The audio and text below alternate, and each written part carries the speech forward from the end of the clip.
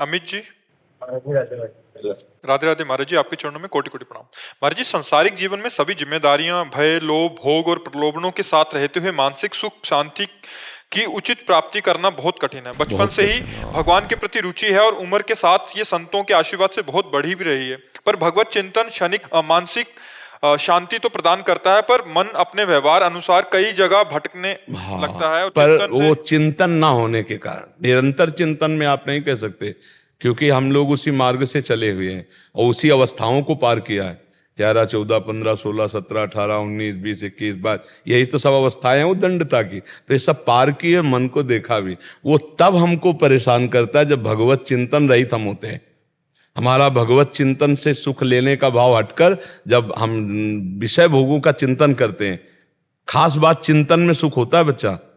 जैसे हम कह रहे हैं राधा राधा राधा, हमारा चिंतन भोग का चल रहा है, भजन चल रहा है, लेकिन सुख नहीं मिलेगा।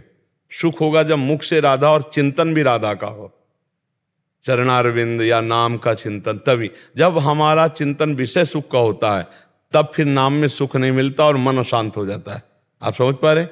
महाराज जी, जैसे गृहस्थ हो, बेटा है, पत्नी है, जिम्मेदारियां हैं, कई चीजें हैं, तो वो भोग की तरफ सिर्फ नहीं है, कई सारा भय भी है उनके प्रति। बच्चा वो सब भोग के अंदर ही आता है। जितनी कामनाएं वो सब काम के अंदर आती है, जितनी बात आती है वो सब विषय के अंदर आती है, सब भोग के अंदर आती है। कुछ धर्ममय भोग हैं, कुछ अधर्ममय भोग हैं। भोगों का तात्पर्य एक जनेंद्रिय के भोग से ही नहीं होता, हर इंद्रियों के भोग से होता है।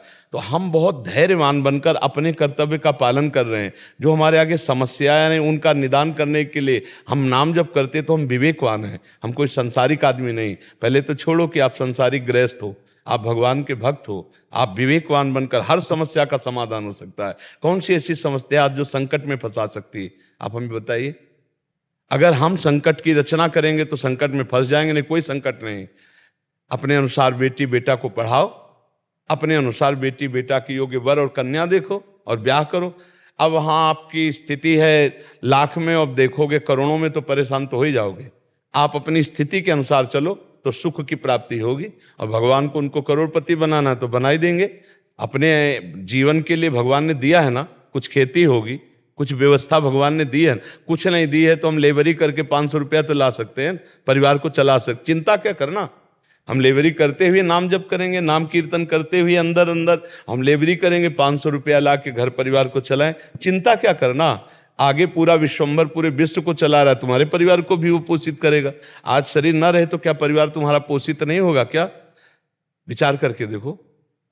वही है जो मतलब वो चिंतन से चिंता की तरफ मन जो जाता है। नहीं, बिल्कुल चिंता, सत्संग से ही चिंता का नाश होता है। आप सत्संग के वचनों को बार बार सुने और उसको अपने हृदय में धारण कर। चिंता क्या करना, भगवान हर व्यवस्था करते हैं। जब आपको अनुभव होने लगेगा ना, तो आप भी यही भाषा बोलने लगेंगे जो हम बोल रहे हैं, कि चिंता नहीं करनी, हर व्यवस्था वो कर देते हैं। कैसे हम तुम्हें बताएं, पूरे जीवन में कदम कदम पर उनकी कृपा को देखा है, उनकी कृपा को देखा है, हर कदम देखा है। लाखों घटनाएं ऐसी हैं जो भगवान के भरोसे हो जाने पर जो धन से नहीं किया जा सकता था, वो उनकी कृपा से सर से हो गया।